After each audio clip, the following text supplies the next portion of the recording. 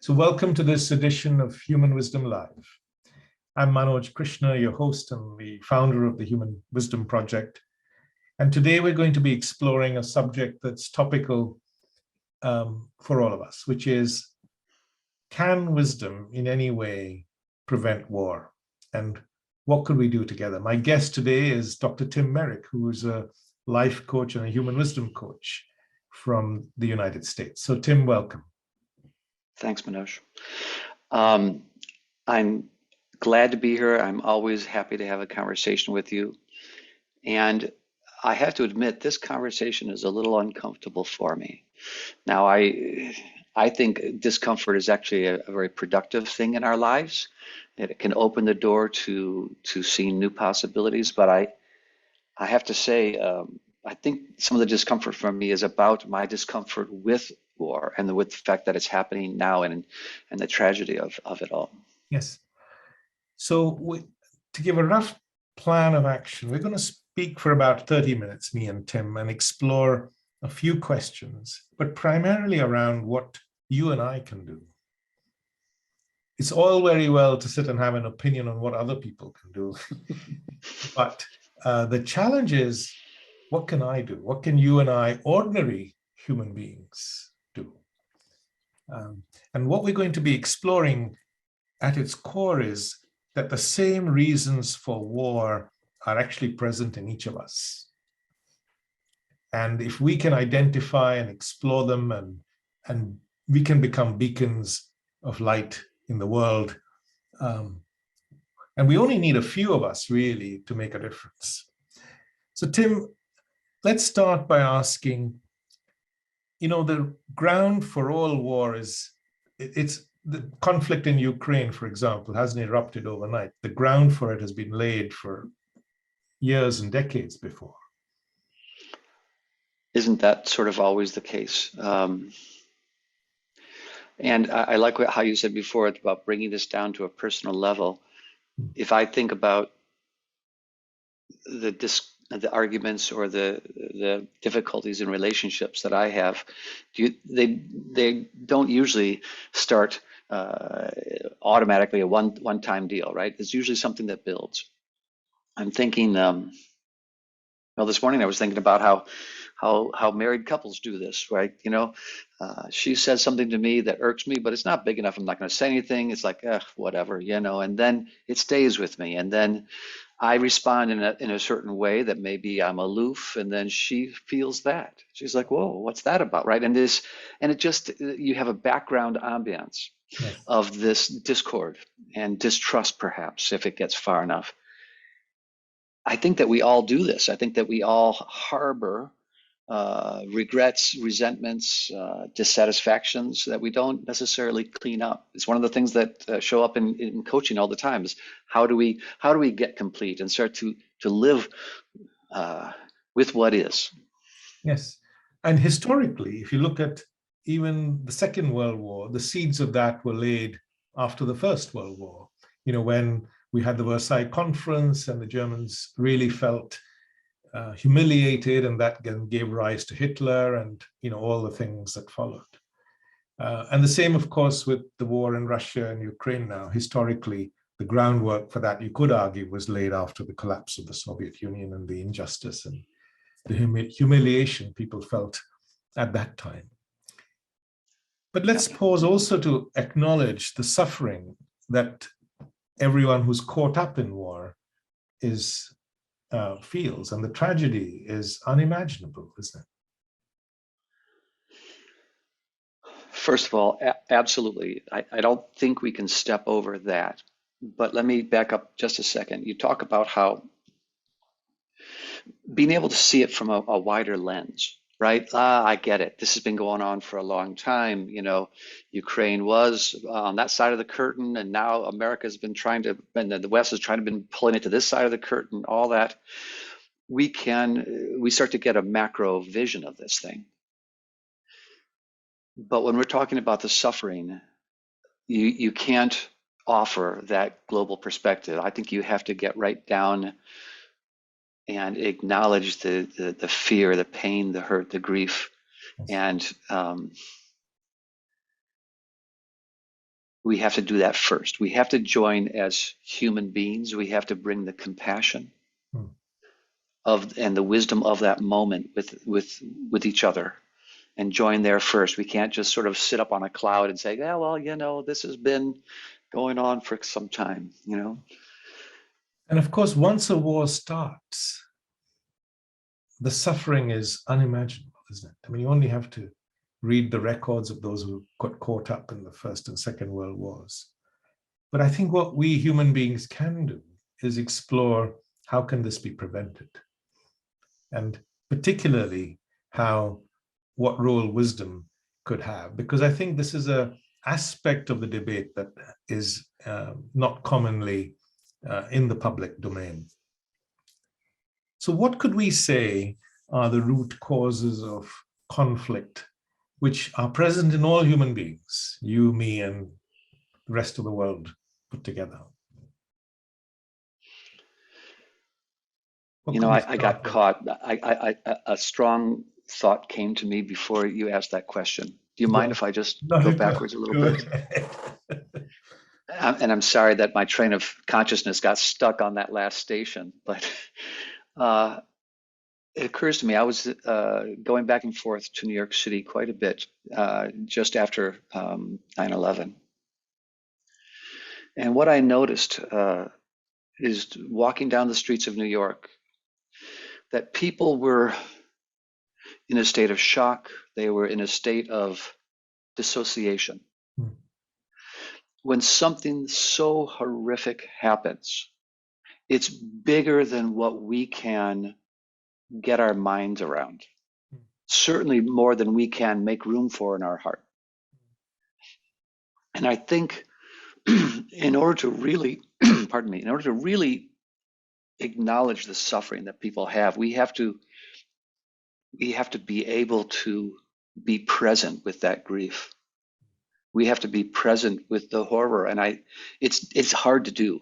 When I told you I was uncomfortable getting on this call talking about this, I think that's part of it for me. I have a hard time wrapping my mind and heart around the level of horror that exists in war. So now when we talk about, and to bring it back to your question, what are the roots? I wonder if that's part of it. If we cannot fully grasp the harm that we do, the children that grow up being permanently scarred by this, the loss of life, the grief, etc.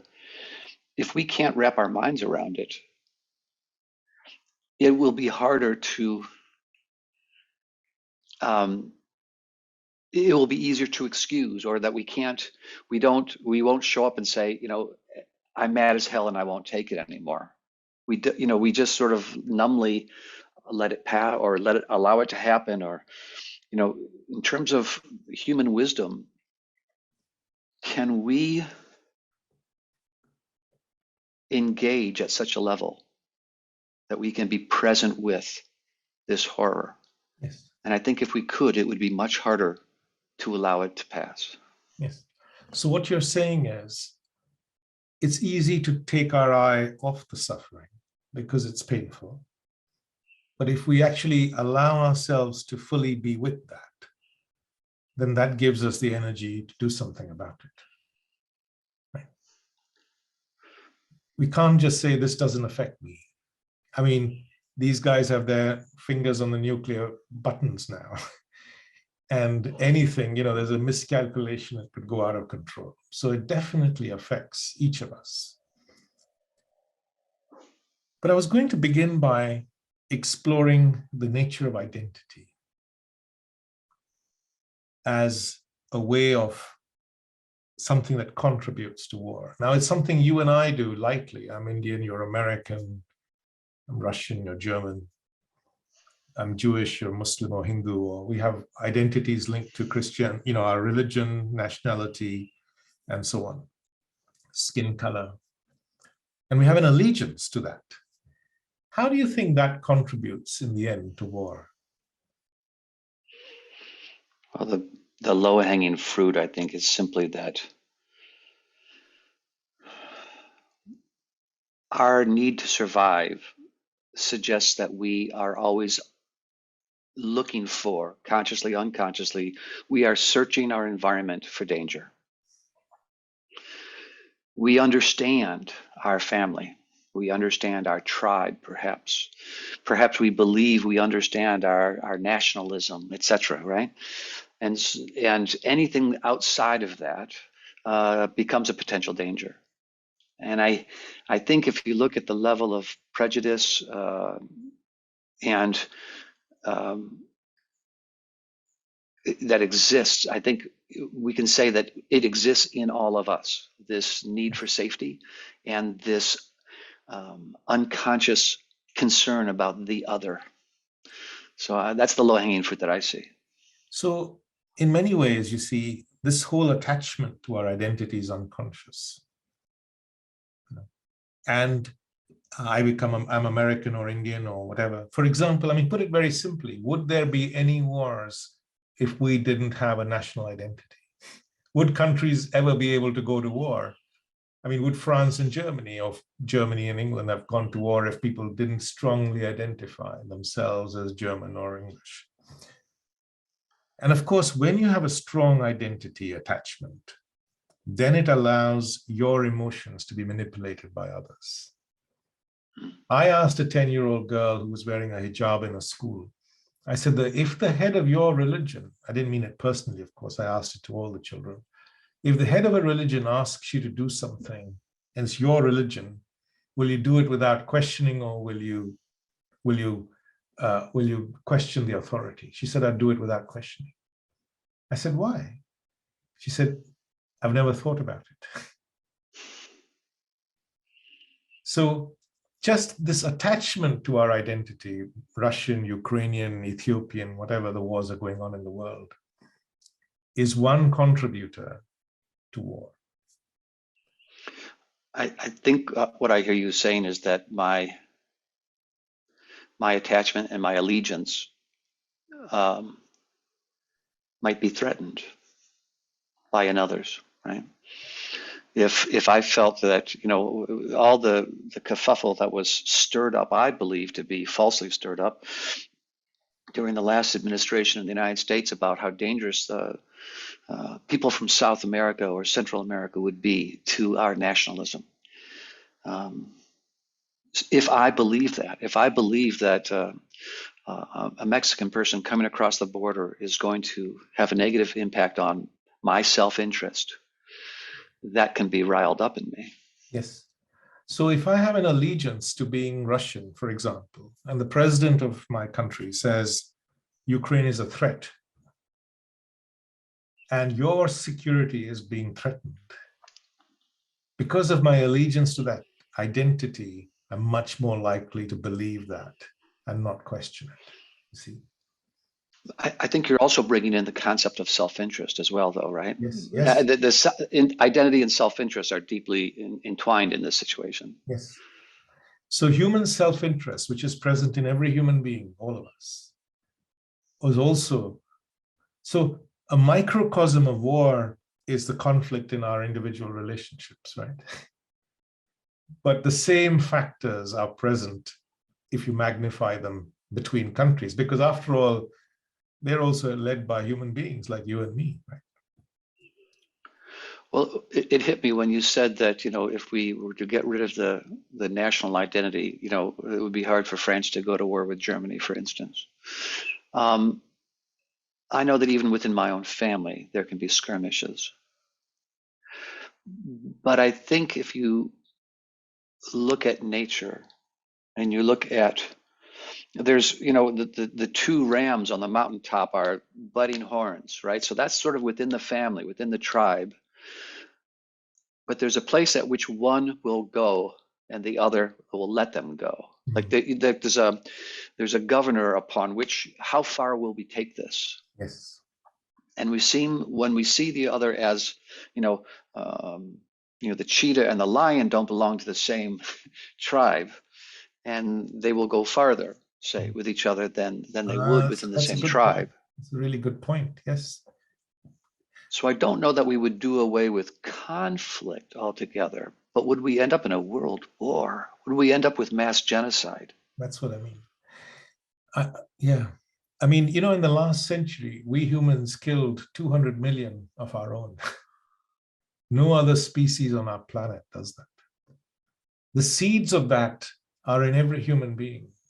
And that's the key thing to understand, that there are all these unconscious drivers in all our minds that lead us to have a strong attachment to whatever identity it might be. And we have many, a religious and a national and so on. Our identities are multifold. But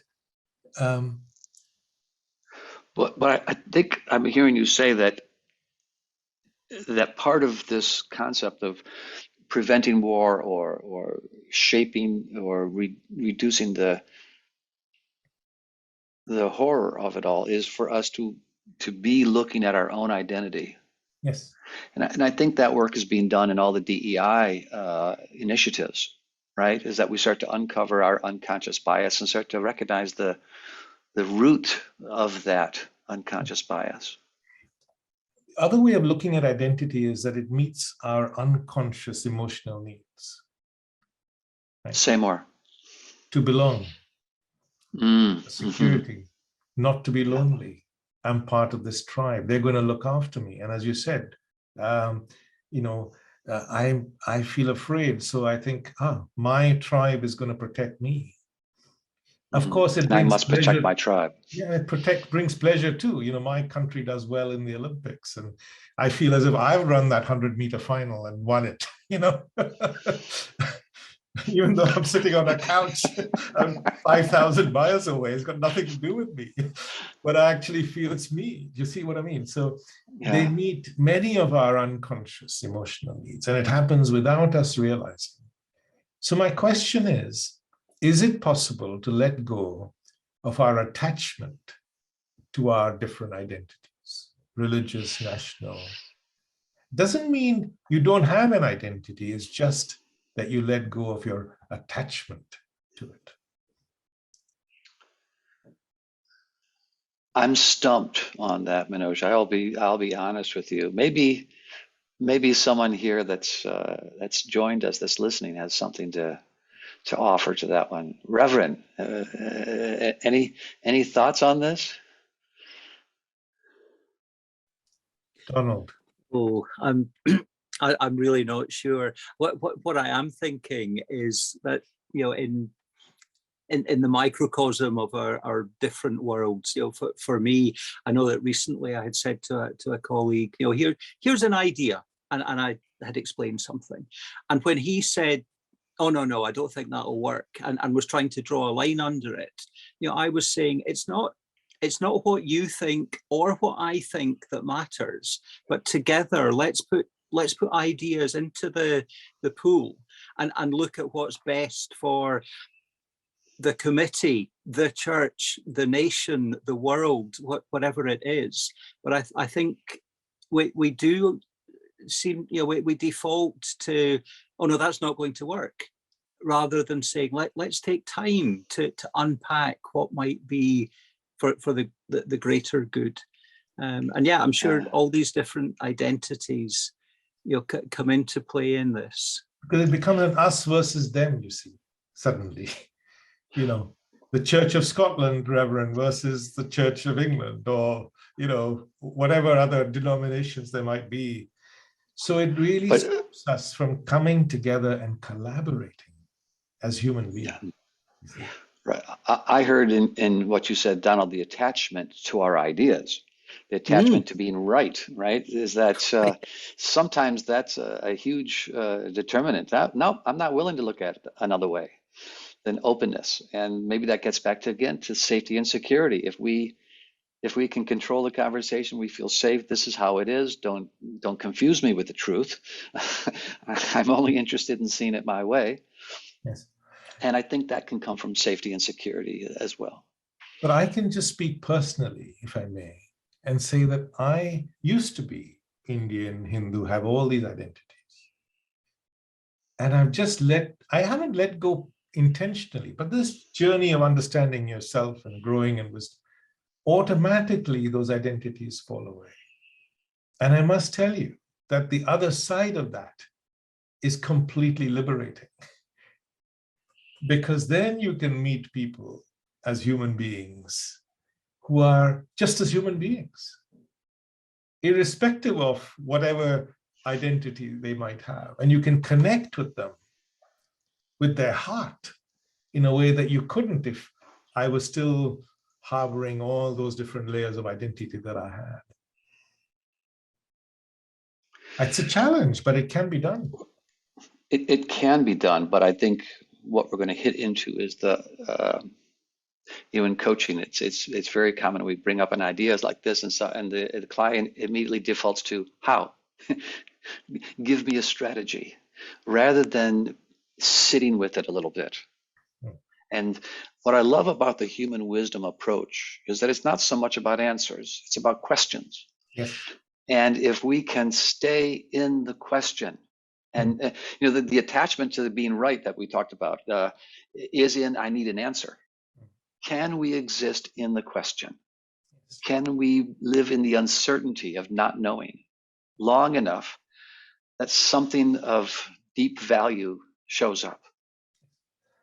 Because to me, it's absolutely clear that if we human beings were able to give up our attachment to our different identities, not the identities themselves, we could put an end to war.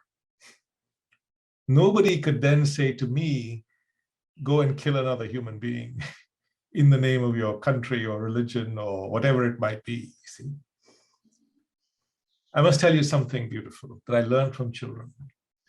I asked them, I said, how can we put an end to war? These are 10-year-old children, and we're talking about all this stuff. And they said, to realize that we're the same ice cream, just different flavors of it. Chocolate ice cream would never go to war with vanilla ice cream because it was different. But we human beings, with our attachment to our identities, will go to war with someone who has a different identity. And we don't even see this whole process going on in our thinking. You know what I mean? Yeah. That the right hand and the left hand, right? I made the example the other day that, a kidney cell inside my body sees itself as very different than a liver cell. Mm. But they perhaps don't understand the interdependence of it all, especially in the world where we have the opportunity to annihilate one another with a push of a button. Yeah. I think we have to understand the interdependence, that we are the right hand and the left hand. We are different parts of the same. Maybe what I'm actually talking about is a new attachment to all of us being one. And maybe that attachment gets in the way when we have extraterrestrials come to Earth. I don't know. But there's another way, Tim, which is that if we could use our wisdom to get our own emotional needs met from the inside, by discovering this beauty of life-changing wisdom within, which comes from understanding yourself, then your attachment to your emotion, to your identities could diminish. And then maybe we wouldn't kill another human being just because they had a different skin color or gender or whatever it might be, the difference. But now you're bringing in something important, something different, which is around how does conflict spring from unmet needs?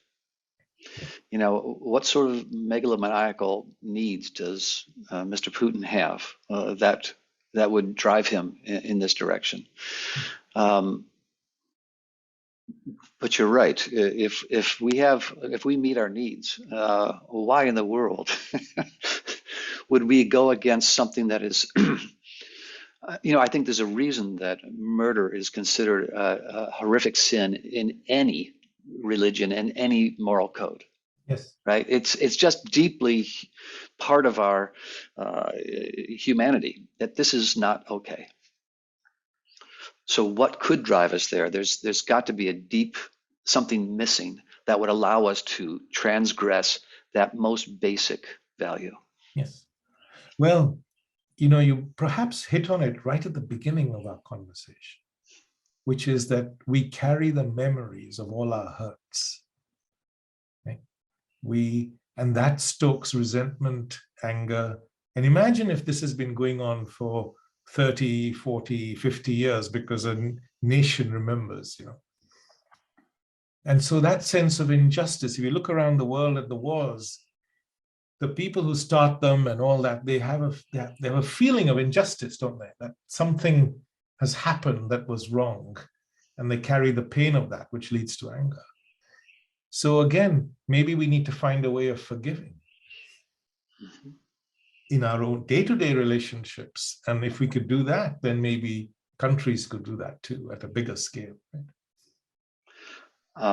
I can't underscore that enough. I think that is, in every part of human development and transformation, there's got to be a way to leave the past behind.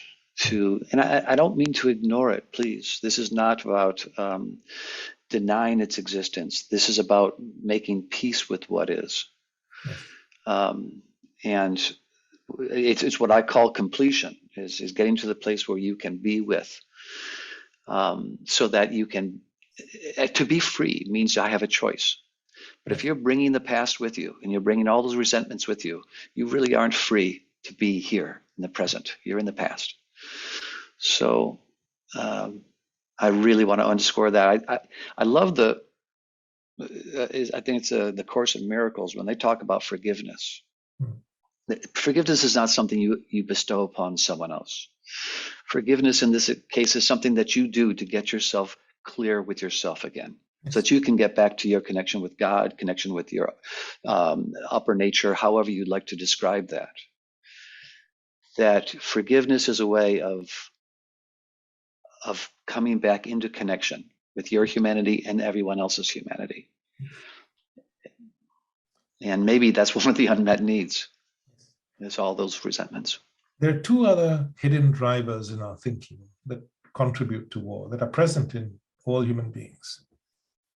The first is our unconscious need for power. It's not just in between countries. It's also in a relationship. Which pizza to order tonight? Which movie shall we go and see? What color should this wall be painted? And you can see the conflict that exists, and then the power games that begin, and the person who wins gets this little burst of pleasure, and the other person carries that resentment, right? We see it in our day-to-day lives.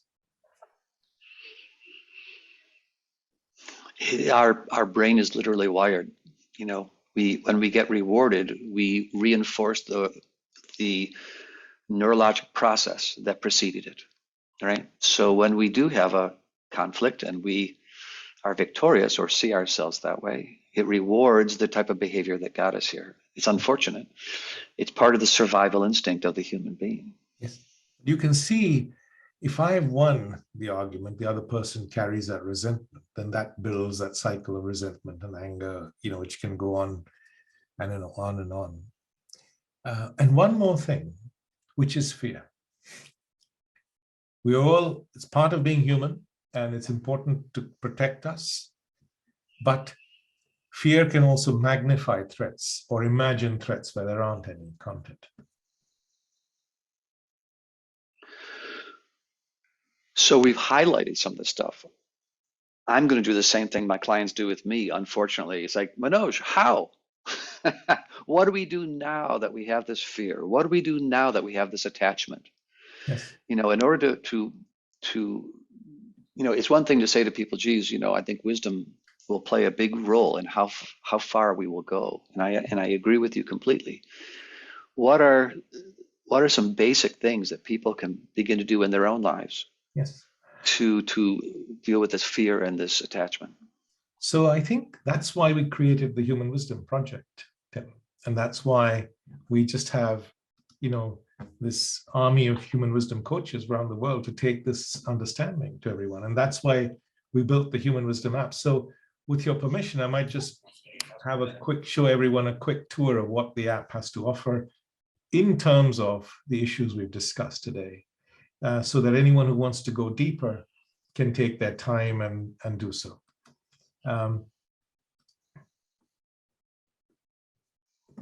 Sorry. So that's the app, and I'm just going to do a quick tour and spend less than 5 minutes doing this.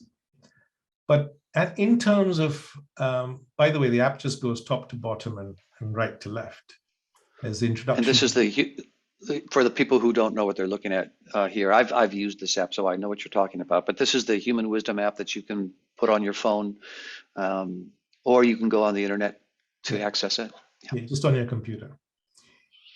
So what we're trying to do here is help people go on a journey inwards, which can help them understand themselves and how their minds work. And this gives rise or birth to this inner intelligence or wisdom, which can be life-changing and, I think, prevent war. So let's just go through it. So we've got this Get Support Now videos. The full program begins with nurturing a quiet mind, which is essential so that you're calm, and then you can examine what's going on in your own thinking. We know how to look at the world, but not ourselves. So the art of inquiry explores how could we begin to understand ourselves? How do we look within? But the core of the program is exploring how the hidden mind works, yours, mine, every human being's. For example, we're all conditioned.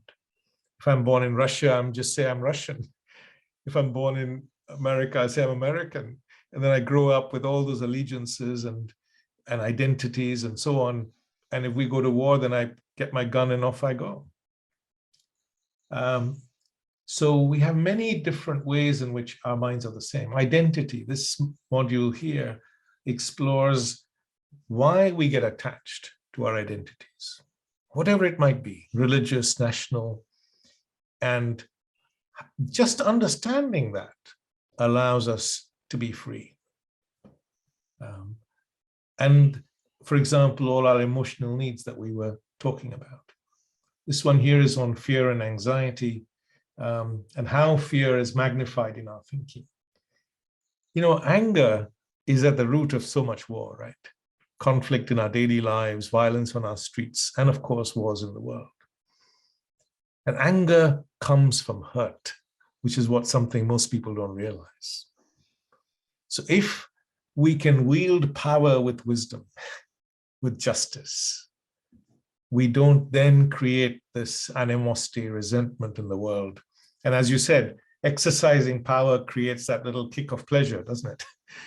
And I want to repeat that, and, you know, each time I exercise that power over someone, I feel good. But I don't see 30 years into the future how I'm sowing the seeds for future conflict and war. And then here we have how we can live with wisdom, have relationships that are fulfilling, live with peace in ourselves and with each other, communicate well, and so on. But right at the bottom, I'd encourage those on the call today to look at this video called Ending Conflict, and it covers many of the subjects that we've talked about today. Okay, so Tim, we've been speaking for about 30 minutes. Shall we pause and open it up for our guests and see what people have to say? And that would be really interesting. I always feel like if you've listened to me this long, then you've probably, you know, had better things that you could have been doing. So I'd like to hear from others. Absolutely. Okay. I'm curious what others, when we talk like this, I'm curious what other people hear. Yes. So please feel free, just raise a hand or just start talking. It's fine. Donald, maybe you want to start first. What do you make of what you've just been hearing, and how do you think we could end war? Yeah, fascinating conversation, and yeah, the important thing is not just to have a fascinating talk, but turn that into action. I heard someone recently say that it's really important that when we express our own personal opinions, always just to add the words "for me." And just acknowledge the fact that this is my view. And just in some of what I've been hearing today, I had jotted down "for me," but also just the importance to hear other people's opinions with a "for you." and maybe allow that to open up, as I was saying earlier, it's not what you think or what I think, but what collaboratively together we can bring for a greater good. And another wee quick point, just picking up on that anger comes from hurt, the lovely wee play on words that hurt people. Yes, that's beautifully put. Yes. And Also, you can see all that in operation in terms of the current war in Ukraine and Russia, and all of that. But the seeds of that are in you and me too. That's the key thing to understand. So if we can work on ourselves, then we can be the beacons of light for change in a troubled world. Okay. and who am I to be that beacon? Yes. Yes. And I think a lot of people might say that. Who am I? I mean, I'm just one person, and I think some of my discomfort that I talked about getting on this phone call is also coming from, I don't know what to do to make a difference. I'm frustrated at my powerlessness here. But if I can take this one small thing and say, you know what, I can start being that beacon, that at least it empowers me to at least feel like I'm part of the solution. Our leaders are trapped, aren't they, in their own gilded castles, because they have to answer to the newspapers and all of those things.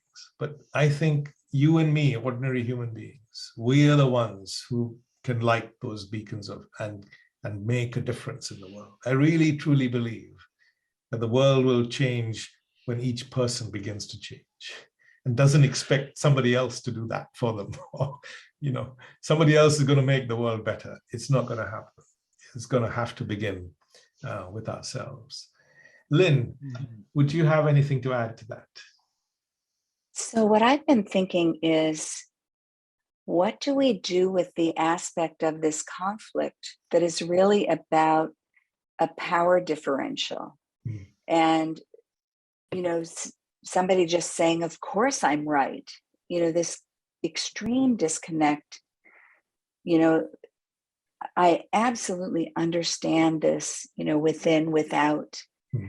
But when you're talking about a personality and a personality that's drawing people to them, that says, but I'm right, and it ends up being just this big crushing foot. Yes. How do you connect to that? Yes. It's just so, the chasm is so great. So I guess I'm posing another question. Yes. What I find, oh, sorry, Manoj, no, please go ahead. Tim, no, please go ahead. What I'm thinking about all the times, Lynn, that our pure humanity rises up in a way that is a force to be reckoned with. Whether it was Gandhi's peaceful resistance, passive resistance, right, or the bloodless revolution in Spain, or there are times when, even now we're talking about how with the conflict in Chechnya, the Russian mothers whose sons went to war and never returned, and how they rose up and said, their humanity, their loss of their children became a force that even a strong man couldn't go against. There's times when our just sheer humanity says no. And it's said with such authority somehow that it gets across. But to answer your question, Lynn, people like, if we can use the names Putin or whatever, Hitler, etc., they don't come to power on their own. They come to power because of the groundswell of opinion. The collective nation feels hurt and feels a sense of injustice and feels lost and feels afraid. And so then they cede that power to this person, who then goes ahead and misuses it. And we've seen that throughout history. So if we can educate each of ourselves to question all the time when someone says, hey, do this, follow me, then I think we could be free. We could open, the world could have a different direction. Tina Marie, do you have some thoughts on this? First of all, thank you, Dr. Merrick and Manoj. This is wonderful dialogue. I believe it can be done, and it can start with one person. It can start with us if we start, as you said, stripping away the identities and getting to the heart of the person. Because when you ask children, they're so simple and direct and concise. It's a simple solution. It's we as adults make it complex. Yes. So if we strip away the identities and go into healing the hurt and being honest, having an open conversation that we know is going to be uncomfortable, and start within, say, as Dr. Tim put it so eloquently before, in our own families.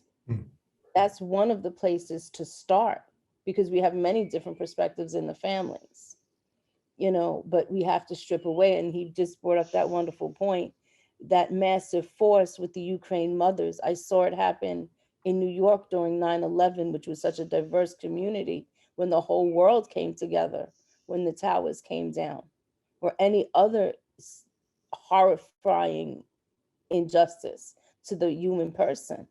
So it can be done. If that's such a thing as that force comes up, then why can't we do it on an everyday basis? Yes. We have different fractions, even in spirituality and religions. And we see it because it's we want to be right all the time. Yes. If we strip that away and ask that question, why is it we always have to have that need to be the one in power, or the need to be right? So the need to be right comes from our unconscious need for power.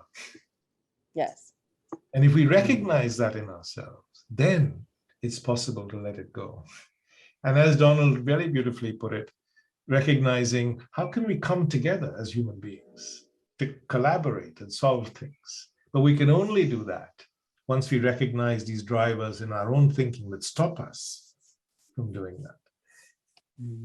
Dominic, any perspectives on that? Well, a number of them, to be honest. One of the things that kept coming up for me was I suppose in a way,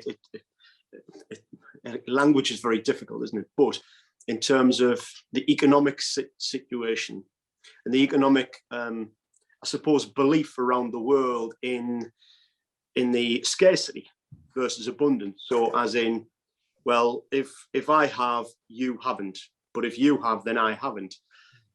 And we have to maybe look at the way the world works in terms of that economic circumstance, where is there a way where actually the world can be abundant for everyone, so their basic needs are met for all. And then from that perspective, you know, one of the, it takes away one of the reasons for conflict, I suppose. So that thought kept coming up, abundance, scarcity. Because it's about competition, right? Every country thinks it's competing.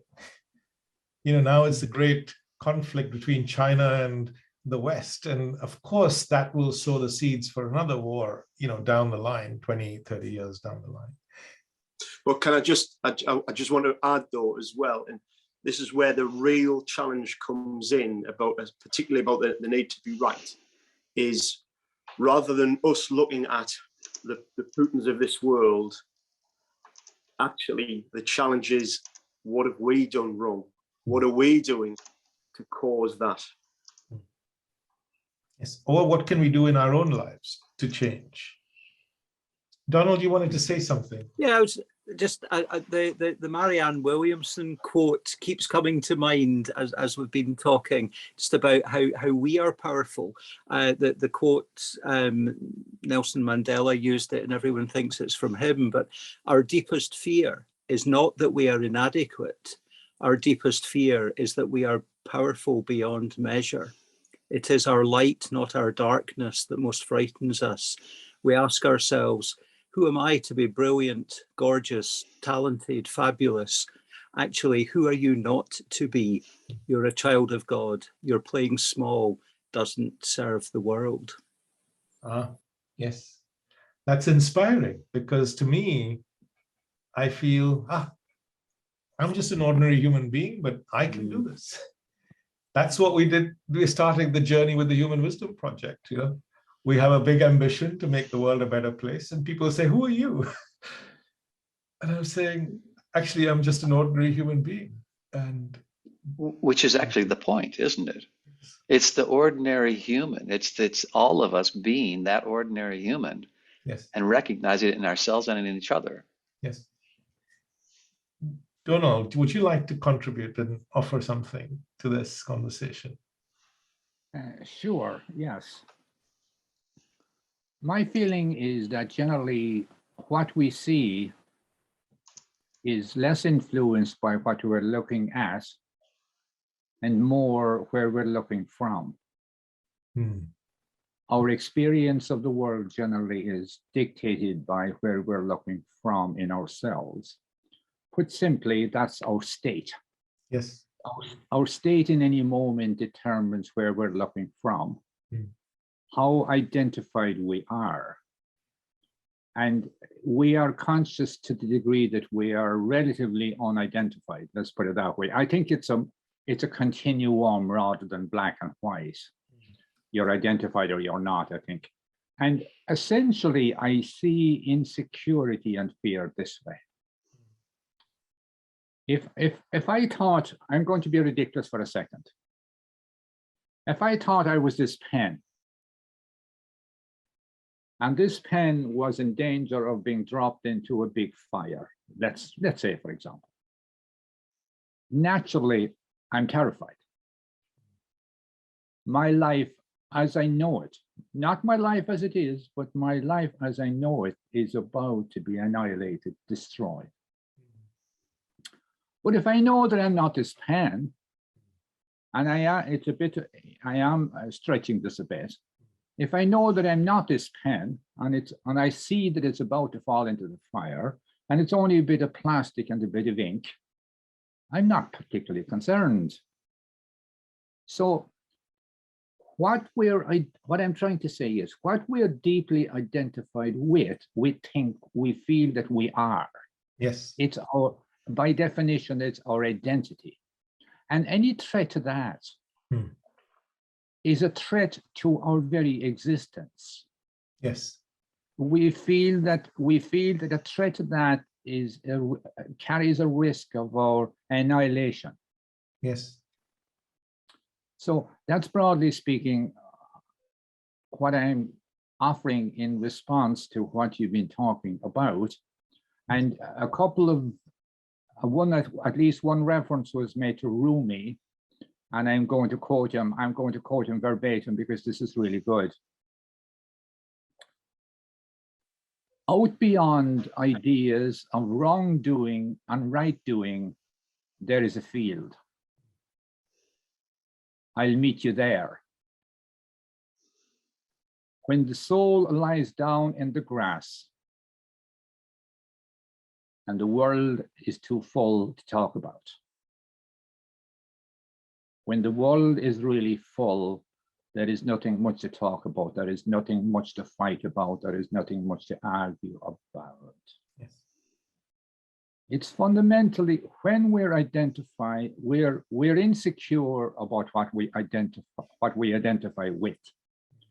And Tim earlier on was mentioned about, couples and relationships. Well, I think I'm only stating the obvious when I say that an outburst or a serious argument, it's never about what it's about. It's what it seems to be about, as opposed to what it is about. What it seemed to be about is what triggers a built-up frustration and over a period of time. Frustration leads to anger, which in turn leads to separation, which in turn leads to judgment, which in turn leads to conflict. So they're my thoughts off the top of my head. Thank you. No, that's very beautifully put. That means it's where you're looking from. So if you understand your own past conditioning influences and are able to question them, Yes. then you can reflect on and live with this deeper inner intelligence, we call it wisdom, if you like. But it also brought home one other point, which is to question our own narratives. Because we repeat them so often that we end up believing them to be true. And we never pause to question. So I think one way of living with wisdom and be free of this conflict, which can lead to war, is to be able to question our own narratives. There's something beautiful to what you just alluded to, Donald, that it's our state. And that is both a phrase about our psychological being, but it's also a state about our neurologic being, right? In brain science, we talk about state. And so the state that we are in will very much color the experience that we have, the perceptions that we produce, the fears that we respond to.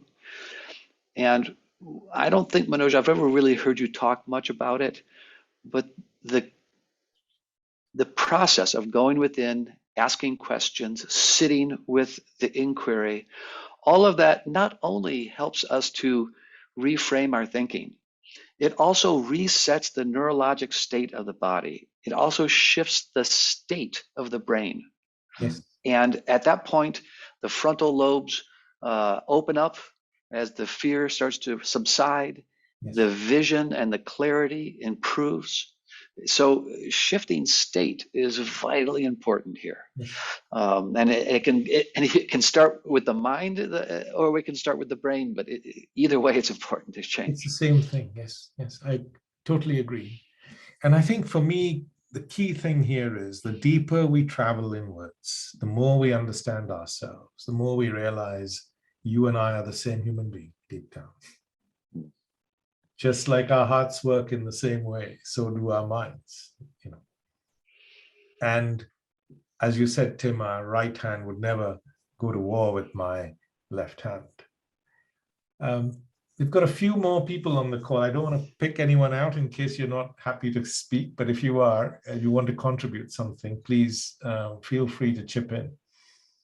I know Ashmeet, Lizanne, and Nick haven't said much, but it's up to you guys. If you want to contribute something, you're very welcome. Yeah. So, Tim, how would we wind? Well, Nick just went off mute, so I think even though we can't see him, Nick, what do you got? Just a question. So, I mean, I think a lot of the comments boil down to perspective, right? What's your attitude towards something? And trying to think, I mean, my mind always goes to what's the practical action that we take now, especially with everything that's going on. And I wonder what's the right balance between being detached enough such that we can observe ourselves and observe the situation in an objective way, but being attached enough that we actually do something. Because today it's Russia and Ukraine, and tomorrow it's right at home. And some of the same trends and influences that we've seen play out in Russia in terms of people being manipulated into being oriented a particular way, and that's using an understanding of what their pre-existing hurt is. It's the same playbook that's being adopted in the West too. So how do we stay objective enough, but also be urgent about it? It's my thought. I'm so glad you brought that, Nick. When Manoj asked me to do this talk with him, it was one of the first things I said is like, you know, it's easy for me to keep my head up in the clouds. It's actually, it's both a strong suit of mine and a terrible weakness. So as a good coach, I could just turn around and say to you, Nick, what do you see here? How do you think that we could do this? Of course, it also might be me just deflecting because I don't know the answer. But I think the key thing, Nick, is that the same seeds that are going on in Russia, Ukraine are also here in you, me, the West, in our own countries, in different guises and forms. They have different coats on, but underneath it's the same process.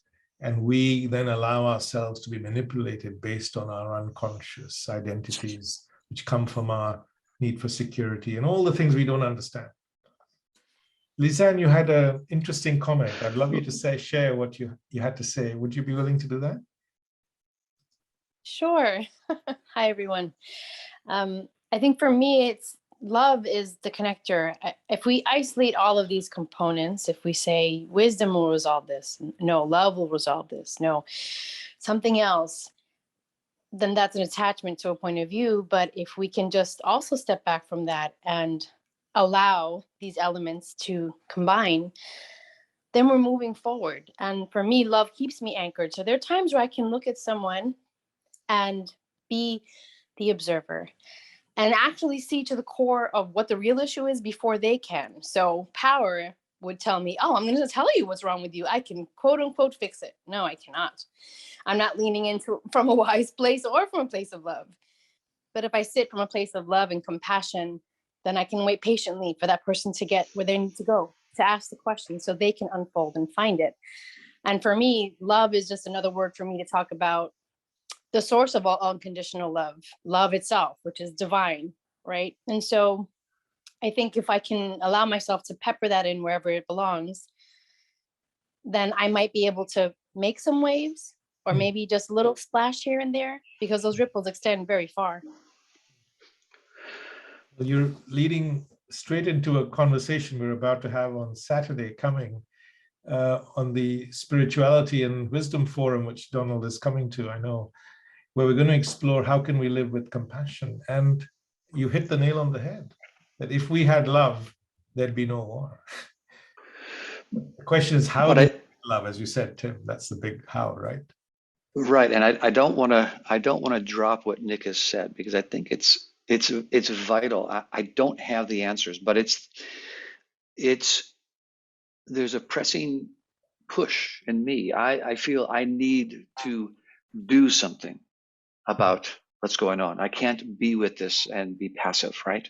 There's a sense of that my voice, my money, my influence somehow needs to be brought to bear. Otherwise, am I just allowing the injustice to proceed? And I guess I'm talking this out, and as I'm talking it out, I'm remembering that there's a sort of a chain of command here. First, before we can have something, we need to do something. But before we can do something, we need to be something. So it's back, perhaps, Donald, to what you were saying about our state and where are we, who are we being? I need to start there. I need to start, for me, I say, thank you, Reverend, for me, I believe I need to stay in that state of love. Thank you, Lisanne, while I do this, and not be resentful, angry, and judgmental of Russia's leader. But I still don't have an answer. And I wish that someone on this panel could just give me the easy answer. What do I do? Well, if it was easy, then we wouldn't have war. But the thing is that this approach empowers each of us to do something right now that can make a difference. And believe me, it can make a difference. See, peace takes years and years to build. Wars are easy, relatively. Just get the guns out and start shooting. But peace requires wisdom. Love requires wisdom. Because wisdom allows you to see that you and I are the same human being. From that comes compassion. From where you get love. So I think we've been talking for an hour. Maybe it's time to just summarize all the things we've spoken about in this call. Of course, there are many other ways to approach the subject. But we've talked about how the groundwork for war is laid decades in advance, to have empathy for those who suffer, to explore our identity and our attachment to it, just to explore it for ourselves and see the many different ways in which it plays out in our own life. As Donald said, to see where you're coming from, to be able to question your own narratives and realize that's just my way, as Donald said. There's always other ways of looking at the same situation. Then we talked of self-interest, anger, power, fear, all of which are in each of us, and which also sow the seeds for war. Tim, would you like to have any comments to summarize before we close? Well, I would just add that all the things you're talking about, all of those issues, will be impacted, influenced, perhaps softened, perhaps deepened through this art of inquiry into human wisdom. Our ability to look inward, to be with, to question, is, I believe, an essential element to every single one of those questions that you brought. So thank you, Manoj, for producing the Human Wisdom Project. It's not a new idea, but it is an urgent one, and you've given access and voice. And I want to thank you for all the work you've done and encourage all of us to go through the process, ask ourselves the questions, be with the uncertainty, recognize the thing of value. Lisanne said love, and I couldn't agree more. That's my life purpose. But everyone has their own, and to recognize that we are the same. That's the place to start for me. Well, thank you all very much for coming, and I will share this recording with you, and you may share it with others. Have a good day.